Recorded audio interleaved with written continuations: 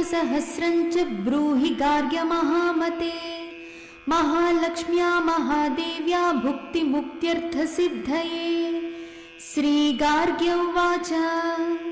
सनत्कुमारमासीनं द्वादशादित्यसन्निभम् अपृच्छन् योगिनो भक्त्या योगिनामर्धसिद्धये। सर्वलौकिककर्मभ्यो विमुक्तानां हितायनै भुक्तिमुक्तिप्रदं जप्यमनुब्रूहि दयानिधे। सनत्कुमार भगवन् सर्वज्ञोऽसि विशेषतः आस्तिक्यसिद्धये नृणां क्षिप्रधर्मार्थसाधनम्। आद्यन्ति मानवाः सर्वे धनाभावेन केवलम् सिद्ध्यन्ति धनिनोऽन्यस्य नैव धर्मार्थकामनाः। दारिद्र्यध्वंसिनी नाम केन विद्या प्रकीर्तिता केन वा ब्रह्म विद्यापि केन मृत्युविनाशिनी। सर्वेषां सारभूतैका विद्यानां केन कीर्तिता प्रत्यक्षसिद्धिदा ब्रह्मन् तामच्चक्ष्वदयानिधे। सनत्कुमार उवाच साधुपृष्टं महाभागा सर्वलोकहितैषिणी महातामेश धर्मश्च नान्येषामिति मे मतिः। ब्रह्म विष्णु महादेव महेन्द्रादिमहात्मभिः सम्प्रोक्तं कथयां यद्य लक्ष्मी नाम सहस्रकम् यस्योच्चारणमात्रेण दारिद्र्यान्युच्यते नरः किं पुनस्तज्जपाज्ञापि सर्वेष्टार्थानवाप्नुयात्। अस्य श्रीलक्ष्मी दिव्यसहस्रनामस्तोत्र महामन्त्रस्य आनन्दकरमचिक्लीतेन्दिरासुतादयो महात्मानो महर्षयः अनुष्ठुप् विष्णुमाया शक्ति महालक्ष्मी परा देवता। श्री महालक्ष्मी प्रसाद द्वारा सर्वेष्टार्थ सिद्ध्यर्थे जपे विनियोगः क्रौमित्यादि षडङ्गन्यासः। ध्यानम् पद्मनाभप्रियां देवीं पद्माक्षीं पद्मवासिनीं पद्मवक्त्रां पद्महस्तां वन्दे पद्मामहर्निशम्। पूर्णेन्दुबिम्बवदनां रत्नाभरणभूषितां वरदाभयहस्ताभ्यं ध्यायेच्चन्द्रसहोदरीम्। इच्छारूपां भगवतः सच्चिदानन्दरूपिणीं सर्वज्ञां सर्वजननीं विष्णुवक्षस्थलालयां दयालुमनिसं ध्यायेत् सुखसिद्धिस्वरूपिणी। हरिः ओम्। नित्यागतानन्तनित्यानन्दिनी जनरञ्जनी नित्यप्रकाशिनी चैव स्वप्रकाशस्वरूपिणी महालक्ष्मीर्महाकाली महाकन्या सरस्वती भोगवैभवसन्धात्री भक्तानुग्रहकारिणी ईशावास्या महामाया महादेवी महेश्वरी हृल्लेखा परमाशक्तिर्मातृका बीजरूपिणी नित्यानन्दा नित्यबोधा नादिनी जनमोदिनी सत्यप्रत्ययिनी चैव स्वप्रकाशात्मरूपिणी त्रिपुरा भैरवी विद्या हंसा वागीश्वरी शिवा वाग्देवी च महारात्रिः कालरात्रिस्त्रिलोचनी भद्रकाली कराली च महाकाली तिलोत्तमा काली कराळवक्त्रान्ता कामाक्षी कामदा शुभा चण्डिका चण्डरूपेशा चामुण्डा चक्रधारिणी त्रैलोक्यजननी देवी त्रैलोक्यविजयोत्तमा सिद्धलक्ष्मी क्रियालक्ष्मीर्मोक्षलक्ष्मी प्रसादिनी उमा भगवती दुर्गा चान्द्री दाक्षायणी शिखा प्रत्यङ्गिराधरा वेला लोकमाता हरिप्रिया पार्वती परमादेवी ब्रह्म विद्याप्रदायिनी अरूपा बहुरूपा च विरूपा विश्वरूपिणी पंचभूतात्मिका वाणी पंचभूतात्मिका परा कालिका पञ्चिका वाग्मी हविः प्रत्यधिदेवता देवमाता सुरेशान वेद गर्भाम्बिका धृतिः संख्या जातिः क्रियाशक्तिः प्रकृतिर्मोहिनी मही यज्ञ विद्या महाविद्या गुह्य विद्या विभावरी ज्योतिष्मती महामाता सर्वमन्त्रफलप्रदा दारिद्र्यध्वंसिनी देवी हृदयग्रन्थिभेदिनी सहस्रादित्यसंकाशा चन्द्रिका चन्द्ररूपिणी गायत्री सोमसम्भूतिः सावित्री प्रणवात्मिका शाङ्करी वैष्णवी ब्राह्मी सर्वदेव नमस्कृता सेव्या दुर्गा कुबेराक्षी करवीरनिवासिनी जया च विजया चैव जयन्ती चापराजिता कुब्जिका कालिका शास्त्री वीणा पुस्तकधारिणी सर्वज्ञशक्तिः श्रीशक्तिर्ब्रह्म विष्णु शिवात्मिका इडा पिङ्गलिका मध्या मृणाली तन्तुरूपिणी यज्ञेशानी प्रधा दीक्षा दक्षिणा सर्वमोहिनी अष्टांगयोगिनी देवी निर्भीजध्यानगोचरा सर्वतीर्थस्थिता शुद्धा सर्वपर्वतवासिनी वेदशास्त्रप्रदा देवी षडङ्गादिपदक्रमा शिवा धात्री शुभानन्दा यज्ञकर्मस्वरूपिणी प्रतिनीमेनका देवी ब्रह्माणी ब्रह्मचारिणी एकाक्षरपरा तारा भवबन्धविनाशिनी विश्वम्भराधराधारा निराधाराधिकस्वरा राकाकुहूरमावास्या पूर्णिमानुमतिद्युतिः सिनीवाली शिवावस्या वैश्यदेवीऽपि सङ्गिला पिप्पला च विशालाक्षी रक्षोघ्निवृष्टिकारिणी दुष्टविद्राविणी देवी सर्वोपद्रवनाशिनी शारदा शिरसंधाना सर्वशास्त्रस्वरूपिणी युद्धमध्यस्थिता देवी सर्वभूतप्रभञ्जनी अयुद्धा युद्धरूपा च शान्ता शान्तिस्वरूपिणी गंगा सरस्वती वेणी यमुना नर्मदापगा समुद्रवसना वासा ब्रह्माण्डश्रेणिमेखला पञ्चवक्त्रा दशभुजा शुद्धस्फटिकसन्निभा रक्ता कृष्णासिता पीता सर्वा वर्णानिरीश्वरी कालिका चक्रिका देवी सत्या तु वटुका स्थिता तरुणी वारुणी नारी ज्येष्ठा देवी सुरेश्वरी विश्वम्भरधरा कर्त्री गणार्गणविभञ्जनी संध्या रात्रिर्दिवा ज्योत्स्ना कला काष्ठानिमेषिका उर्वी कात्यायनी शुभ्रा संसारार्णवतारिणी कपिला कीलिका शोका मल्लिका नवमल्लिका देविका नन्दिका शान्ता भञ्जिका भयभञ्जिका कौशिकी वैदिकी देवी सौरी रूपाधिकातिभा दिग्वस्त्रा नववस्त्रा च कन्यका कमलोद्भवा श्री सौम्य लक्ष्मणातीत दुर्गा सूत्रप्रबोधिका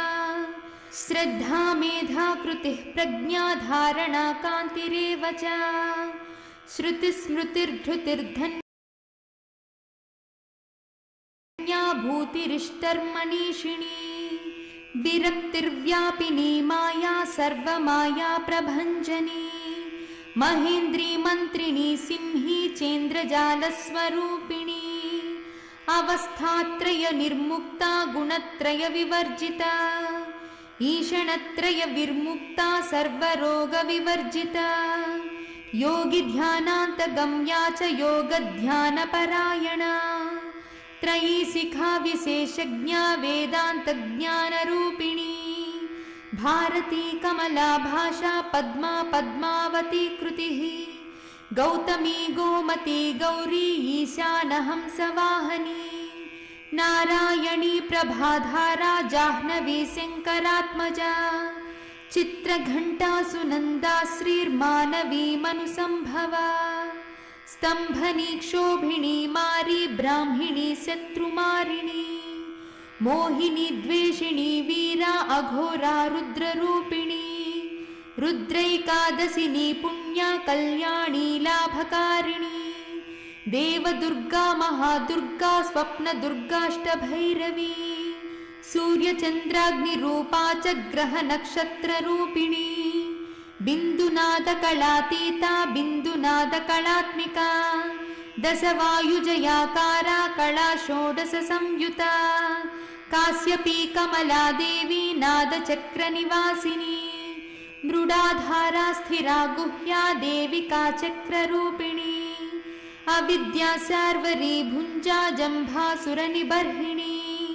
श्रीकाया श्रीकला शुभ्रा कर्म निर्मूलकारिणी आदिलक्ष्मीर्गुणाधारा पञ्चब्रह्मात्मिका परा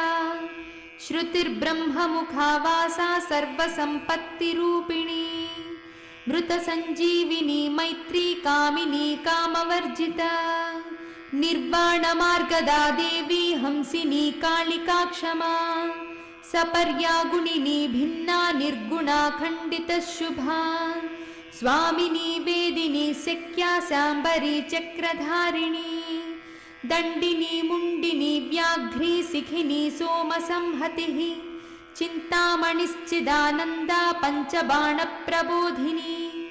बाणश्रेणी सहस्राक्षी सहस्रभुजपादुका सन्ध्याबलिस्त्रिसन्ध्याख्या ब्रह्माण्डमणिभूषणा वासवी वारुणी सेना कुलीका मन्त्ररञ्जनी जितप्राणस्वरूपा च कान्ता काम्यवरप्रदा मन्त्रब्रह्मण विद्यार्था नादरूपाः विस्मती अधर्वणि श्रुतिः शून्या कल्पना वर्जिता नती सत्ता जातिः प्रमामेया प्रमितिः प्राणदा गतिः अपर्णा पञ्चवर्णा च सर्वदा भुवनेश्वरी त्रैलोक्यमोहिनी विद्या सर्वभद्रीक्षराक्षरा हिरण्यवर्णा हरिणी सर्वोपद्रवनाशिनी कैवल्यपदवी रेखा सूर्यमण्डलसंस्थिता सोममण्डलमध्यस्था वह्निमण्डलसंस्थिता वायुमण्डलमध्यस्था व्योममण्डलसंस्थिता चक्रिका चक्रमध्यस्था चक्रमार्गप्रवर्तिनी कोकिलाकुलचक्रेशा पक्षतिः पङ्क्तिपावनी सर्वसिद्धान्तमार्गस्था षड्वर्णावरवर्जिता शतरुद्रहरा हन्त्री सर्वसंहारकारिणी पुरुषा पौरुषी तुष्टिः सर्वत्र प्रसूतिका अर्धनारीश्वरी देवी सर्वविद्याप्रदायिनी भार्गवी याजुषी विद्या सर्वोपनिषदा स्थिता व्योमकेशाखिलप्राणा पञ्चकोशा विलक्षणा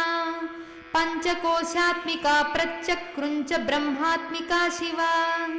जगज्जराजनित्री च पञ्चकर्मप्रसूतिका वाग्देव्याभरणाकारा सर्वकाम्यस्थिता स्थिती अष्टादश चतुष्षष्टिपीठिका विद्ययायुता कालिकाकर्षणश्यामा यक्षिणी किन्नरेश्वरी केतकी मल्लिका शोका वाराही धरणी ध्रुवा नारसिंही महोग्रास्या भक्तानामार्तिनाशिनी अन्तर्बला स्थिरा लक्ष्मीर्जरा मरणनाशिनी श्रीरञ्जिता महाकाया सोमसूर्याग्निलोचना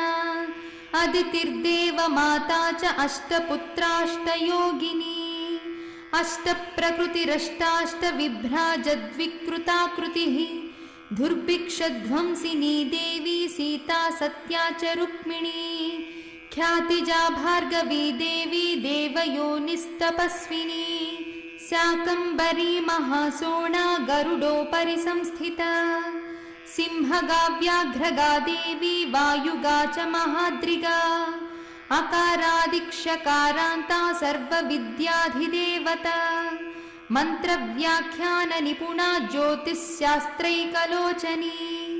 इडा पिङ्गलिका मध्यः सुषुम्ना ग्रन्थिभेदिनी कालचक्राश्रयोपेता कालचक्रस्वरूपिणी वैशारदी मतिश्रेष्ठा वरिष्ठा सर्वदीपिका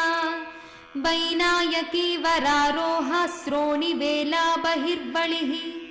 जम्भिनी जृम्भिणी जम्भकारिणी गणकारिका शरणी चक्रिकानन्ता सर्वव्याधिचिकित्सकी देवकी देवसंकासा वारिधिः करुणाकरा सर्वरी सर्वसम्पन्ना सर्वपापप्रभञ्जनी एकमात्रा द्विमात्रा च त्रिमात्रा च तथा परा अर्धमात्रा परा सूक्ष्मा सूक्ष्मार्धार्धपरा परा एकवीरा विशेषाख्या षष्ठी देवी मनस्विनी नैष्कर्म्या निष्कला लोका ज्ञानकर्माधिका गुणा सबन्ध्वानन्दसन्दोहा व्योमाकारा निरूपिता गद्यपद्मात्मिका वाणी सर्वालङ्कारसंयुता साधुबन्धपदन्यासा सर्वौको घटिकावलिः षट्कर्मा कर्मसाकारा सर्वकर्मविवर्जिता आदित्यवर्णा चापर्णा कामिनी वररूपिणी ब्रह्माणि ब्रह्मसंताना वेदवागीश्वरी शिवा पुराणन्यायमीमांसा धर्मा शास्त्रागमश्रुता सद्यो वेदवती सर्वा हंसी विद्याधिदेवता विश्वेश्वरी जगद्धात्री विश्वनिर्माणकारिणी वैदिकी वेदरूपा च कालिका कालरूपिणी नारायणी महादेवी सर्वतत्त्वप्रवर्तिनी हिरण्यवर्णरूपा च हिरण्यपदसम्भवा कैवल्यपदवी पुण्या कैवल्यज्ञानलक्षिता ब्रह्मसम्पत्तिरूपा च ब्रह्मसम्पत्तिकारिणी वारुणी वारुणाराध्या सर्वकर्मप्रवर्तिनी एकाक्षरपरा युक्ता सर्वदारिद्र्यभञ्जिनी पाशाङ्कुशान्विता दिव्या वीणा व्याख्या सूत्रभृत् एकमूर्तिस्त्रयी मूर्तिर्मधुकैटभभञ्जनी साङ्ख्या साङ्ख्यवती ज्वाला ज्वलन्ती कामरूपिणी जाग्रन्ती सर्वसम्पत्ति सुषुप्ता स्वेष्टदायिनी कपालिनी महादंष्ट्रा भ्रुकुटी कुटिलानना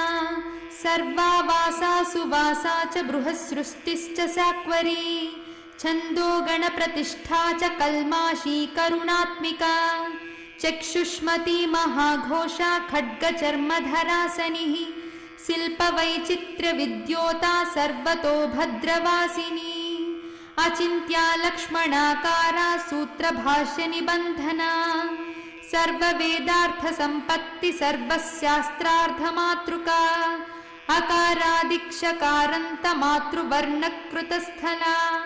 सर्वलक्ष्मीः सदानन्दा सारविद्या सदाशिवा सर्वज्ञः सर्वशक्तिश्चखेचरी रूपघोच्छ्रिता अणिमादिगुणोपेता पराकाष्ठा परागतिः हंसयुक्तविमानस्था हंसारूढा शशिप्रभा भवानी वासनाशक्तिराकृतिस्थाखिलाखिला तन्त्रहेतुर्विचित्राङ्गी व्योमगङ्गा विनोदिनी वर्षा च वार्षिका चैव ऋग्यजुस्सामरूपिणी महानदी नदी पुण्या गण्यपुण्यगुणक्रिया समाधिगतलभ्यार्था श्रोतव्या स्वप्रिया घृणा नामाक्षरपरा देवी उपसर्गनखाञ्चिता निपातोरुद्वयी जङ्घा मातृका मन्त्ररूपिणी आसीना च शयना च तिष्ठन्ती धावनाधिका लक्ष्यलक्षणयोगाढ्या ताद्रूप्यगणनाकृतिः नैकरूपा नेन्दुरूपा सदाकृतिः समासतद्धिताकारा विभक्तिवचनात्मिका स्वाहाकारा स्वधाकारा श्रीपत्यार्थाङ्गनन्दिनी गम्भीरा गहना गुह्या योनिलिङ्गार्थधारिणी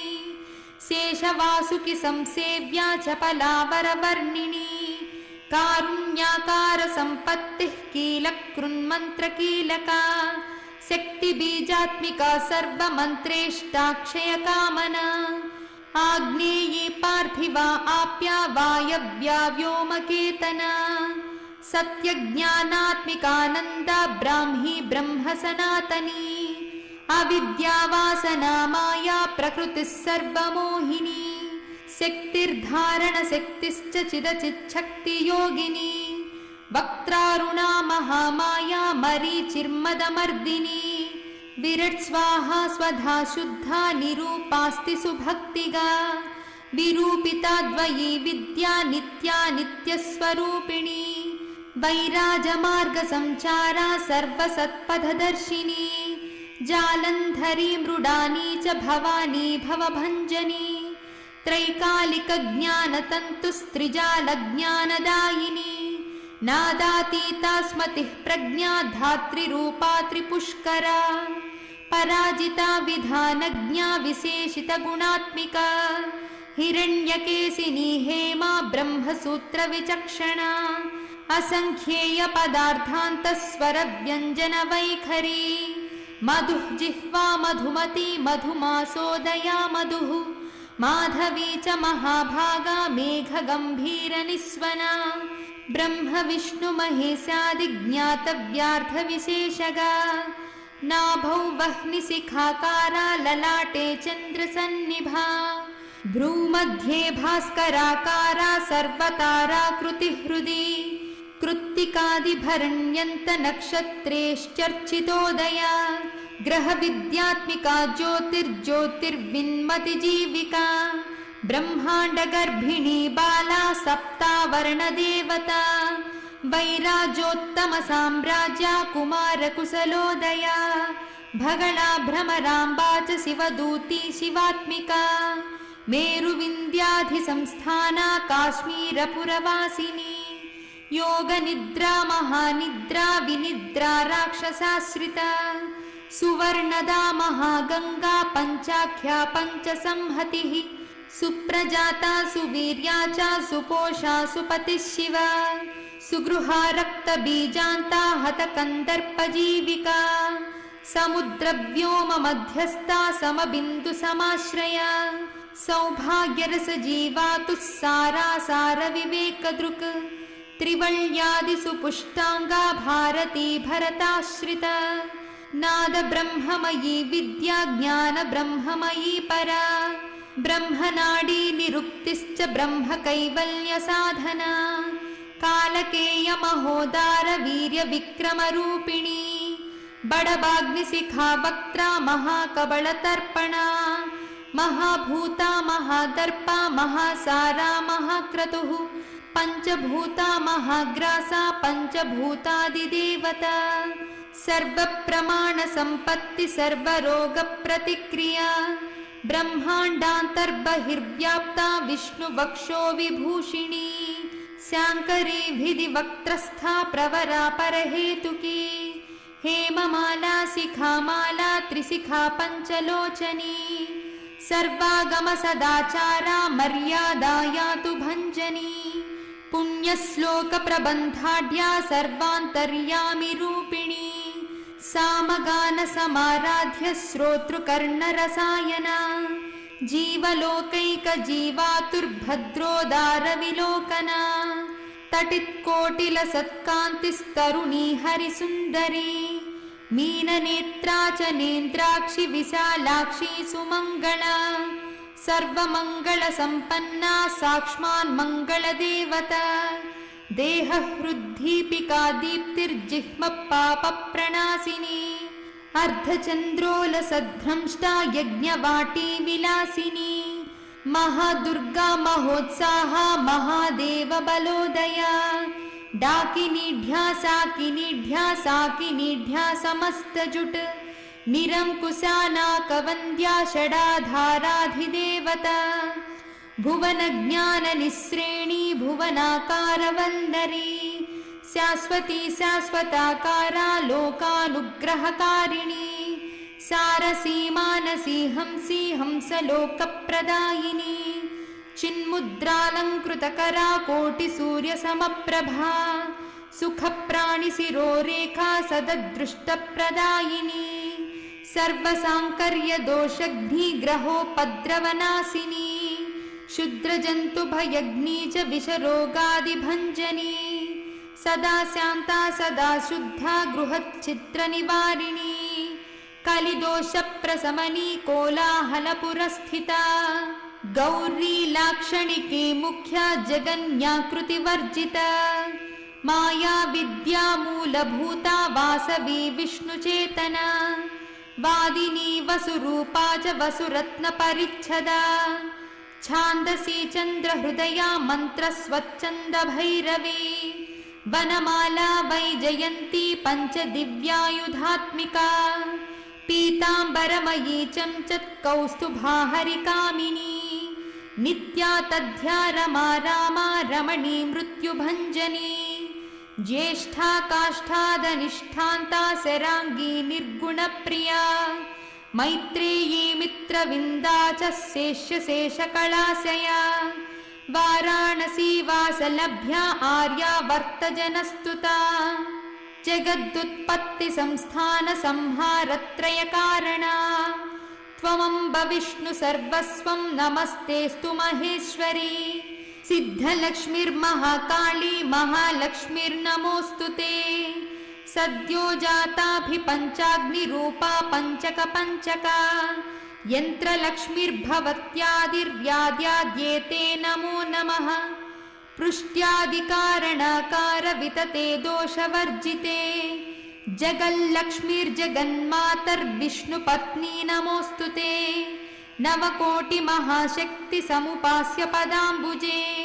कनत्सौवर्णरत्नाढ्य सर्वाभरणभूषिते अनन्तनित्यमहिषी प्रपञ्चेश्वरनायकी अच्युच्छ्रितपदान्तस्थे परमव्योमनायकी नाकपृष्ठकताराध्ये विष्णुलोकविलासिनी वैकुण्ठराजमहिषी श्रीरङ्गनगराश्रिते रङ्गनायकी भूपुत्री कृष्णे वरदवल्लभे कोटिब्रह्मादिसंसेव्ये कोटिरुद्रादिकीर्तिते मातुलुङ्गमयं खेटं सौवर्णचषकं तथा च वरदाभाये पाशमङ्कुशकं शङ्खं चक्रं शूलं कृपाणिकां धनुर्बाणौ चाक्षमालां चिन्मुद्रामपि बिभ्रतीम् अष्टादशभुजे लक्ष्मी महाष्टादशपीठगे भूमिनीलादिसंसेव्ये स्वामि चित्तानुवर्तिनी पद्मे पद्मालये पद्मपूर्णकुम्भाभिषेचिते इन्दिरेन्दिराभाक्षि क्षीरसागरकन्यके भार्गवी त्वं स्वतन्त्रेच्छावशीकृतजगत्पति मङ्गलं मङ्गलानां त्वं देवतानां च देवता त्वमुत्तमोत्तमानां च त्वं श्रेयः परमामृतम् धनधन्याभिवृद्धिश्च सार्वभौमसुखोच्छ्रया आन्दोलिकादिसौभाग्यं मत्ते भाति महोदयः पुत्रपौत्राभिवृद्धिश्च विद्याभोगबलाधिकम् आयुरारोग्यसम्पत्तिरष्टैश्वर्यं त्वमेव हि परमेशी विभूतिश्च सूक्ष्मतरा गतिः सदयापाङ्गसन्दत्तब्रह्मेन्द्रादिपदस्थितिः अव्याहतमहाभाग्यं त्वमेवाक्षोभविक्रमः समन्वयश्च वेदानामविरोधस्त्वमेव हि निःश्रेयसपदप्राप्तिसाधनं फलमेव च श्रीमन्त्रराजराज्ञी च श्रीविद्याक्षेमकारिणी श्रीं बीजजपसन्तुष्टा ऐं ह्रीं श्रीं बीजपालिका प्रपत्तिमार्गसुलभा विष्णुप्रथमकिङ्करी क्लीङ्कारार्थसवित्री च सौमङ्गल्यादिदेवता श्रीषोडशाक्षरी विद्या श्रीयन्त्रपुरवासिनी सर्वमङ्गलमाङ्गल्ये शिवे सर्वार्थसाधिके शरण्ये त्र्यम्बके गौरि नारायणी नमोऽस्तु ते पुनः पुनर्नमस्तेऽस्तु साष्टाङ्गमयुतं पुनः सनत्कुमार उवाच एवं स्तुता महालक्ष्मीर्ब्रह्मरुद्रादिभिः सुरैः समद्भिरार्तदीनैश्च निःसद्वैर्भोगवर्जितैः ज्येष्ठाजुष्टैश्च निःश्रीकैः संसारात् स्वपरायणैः विष्णुपत्नी ददौ तेषां दर्शनं दृष्टितर्पणम् शरत्पूर्णेन्दुकोट्याभधवलापाङ्गवीक्षणैः सर्वां सत्त्वसमाविष्टांश्चक्रे हृष्टावरं ददौ। महालक्ष्मी उवाच नाम्नां साष्टसहस्रं मे प्रमदाद्यापि यः सकृत् कीर्तये तत्कुले सत्यं वसाम्याचन्द्रतारकम् ॐ पुनर्निमया ज्ञप्तुर्मदेकः शरण्यश्च च मातृवत्सानुकम्पाहं पोषकी स्यामहर्निशम् मन्नाम स्मरतां लोके दुर्लभं नास्ति चिन्तितम् मत्प्रसादेन सर्वेऽपि स्वेष्टार्धमवाप्स्यत लुप्तवैष्णवधर्मस्य मद्भक्तेष्वकीर्तिनः भक्तिप्रपत्तिहीनस्य वन्द्यो नाम्नाञ्जरापि ये तस्मादवश्यं तैर्दोषैर्विहीनः पापवर्जितः जपेत् साष्टसहस्रं मे नाम्नां प्रत्यहमादरात् साक्षादलक्ष्मीपुत्रोऽपि दुर्भाग्योऽप्यलसोऽपि वा अप्रयत्नोऽपि मूढोऽपि विकलः पतितोऽपि च अवसात् प्राप्नुयाद्भाग्यं मत्प्रसादेन केवलम् स्पृहेयमचिरादेवाः वरदानाय जापिनः ददामि सर्वमिष्टार्थं लक्ष्मीति स्मरतां ध्रुवम्। सनत्कुमार उवाच इत्युक्त्वान्तर्धदे लक्ष्मी वैष्णवी भगवत्कला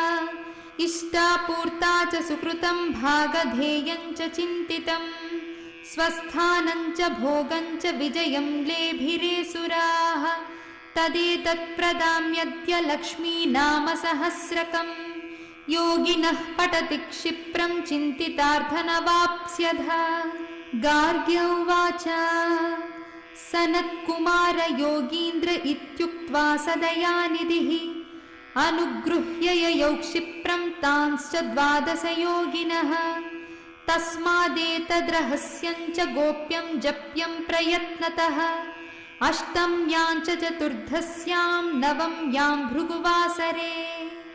पौर्णमास्याममायां च सर्वकाले विशेषतः जपेद्वा नित्यकार्येषु सर्वान् कामान् अवाप्नुयात्। इति श्रीस्कन्दपुराणे सनत्कुमारसंहिताया श्रीलक्ष्मीसहस्रनामस्तोत्रं समाप्तम्।